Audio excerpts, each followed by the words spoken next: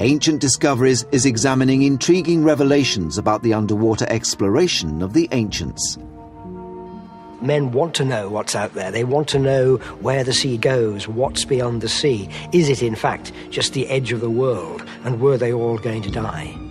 To ancient man, the oceans were a mysterious and threatening power, a dangerous and unknown world where monsters lurked. But is it possible that they braved the depths much earlier than we previously thought? A fascinating medieval manuscript by an anonymous engineer describes military technology used in the Hussite Wars, a religious conflict between Catholics and Protestants in Central Europe at the beginning of the 15th century. The underwater suit illustrated in the Hussite Wars manuscript looks convincingly like a modern suit. It does suggest some attempt to pump air into the top of the suit and therefore to give the diver more endurance underwater. How far that's successful is another question. Can a 15th century design supply air to a diver? Could the ancients have built this suit, or was it simply a dream? They show us the level of knowledge and understanding of technology as a sort of time capsule or a snapshot in time of that period. A team of diving experts and historians in Denmark have replicated the manuscript's design using only the materials available to people in the 15th century.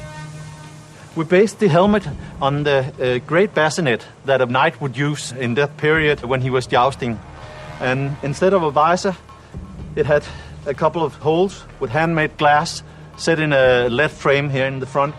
What makes the design a landmark in underwater technology is that it combines diving with a continual air supply.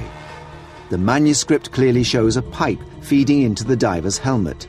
This is known as an open helmet, as it allows air in and out. In the 15th century, it would probably have been made of iron. Until this time, divers had relied on their physical endurance to explore the depths. With a single breath, they could descend to about 300 feet. Whether they were harvesting food and sponges, or salvaging sunken wrecks, or carrying out military raids, the limit of their capability was a lungful of air. So if you can't pump air down to the men underwater, they have a limited endurance. This severely restricts what they can actually achieve. You can go down, possibly find something, and come back up again. That's what divers are doing all around the world. Free divers in the Far East, pearl divers and recovery divers. The manuscript does not show how the air was pumped into the pipe.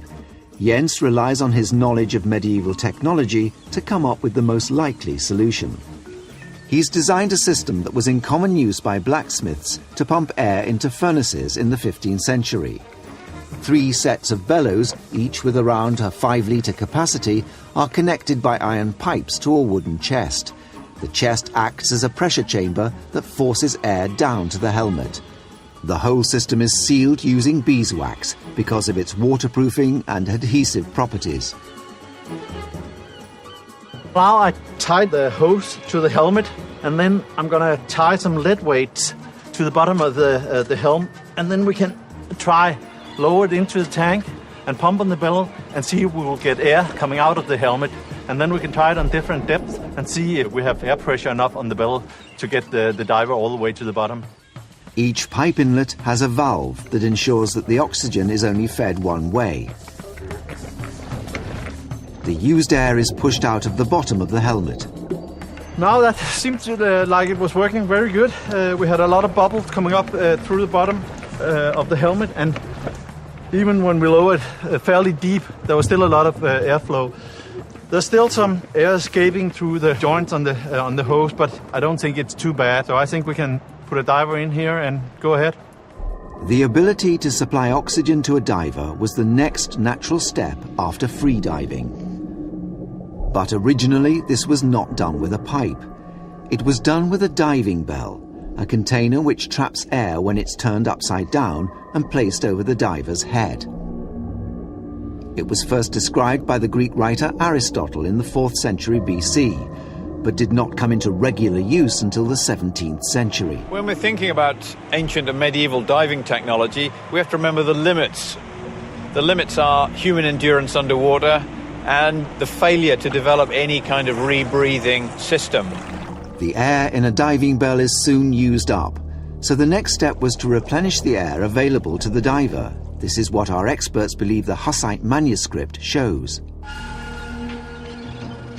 The diver is provided with medieval wooden clogs with the addition of lead soles to weigh him down in the water.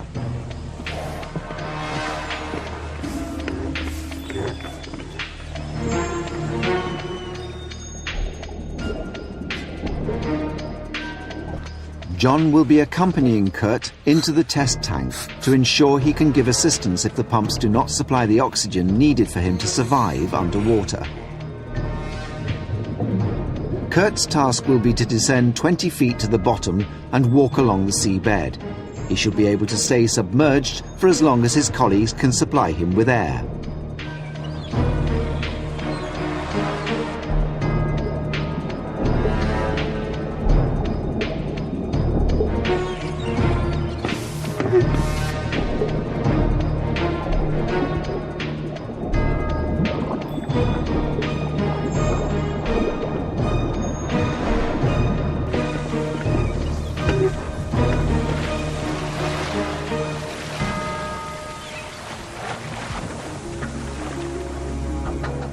That was very good, and when I was at the bottom, the water went up here sometimes, and so I couldn't get air, and so I went a little bit up and down there in order to get air all the time.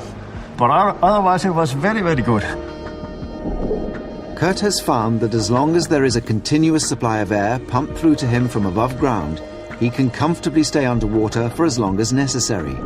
The suit's design has achieved its purpose.